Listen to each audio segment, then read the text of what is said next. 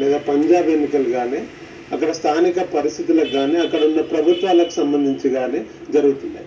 BJP అనేది మోడీ సభ పెడితే పంజాబ్ లోపల జనాలే లేకుండా వెనుకపోయిన పరిస్థితులు ఉన్నాయి. అట్లాంటి సిచ్యువేషన్ లోపల అసలు మా రాష్ట్రంలో అకాలీదళ్ కావచ్చు, బీజేపీ కావచ్చు, వాళ్ళిద్దరి మధ్య ఉన్నటువంటి సంబంధాల నేపథ్యంలో అకాలీదళ్ వ్యతిరేకత బీజేపీ కూడా పాస్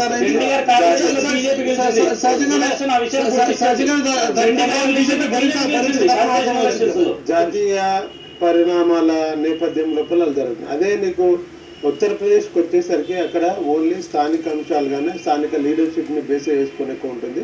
మోడీ మళ్ళీ వారణాసి లోపల ఎంపీగా ఉన్నారు. అక్కడ కొంత అభివృద్ధి కార్యక్రమాలు జరిగినాయా లేదా అనేది వాటిని బేస్ చేసుకుని ఇప్పుడు ఫలితాల తర్వాత వస్తాయి. అక్కడ ఊహించిన దానికంటే ఎక్కువగా కూడా మిగిలిన రాష్ట్రాల లోపల కూడా ఎగ్జిట్ ఫలితాలకి కొంచెం అటు ఇటుగానే ఈసారి వచ్చే అవకాశాలు ఉన్నాయి.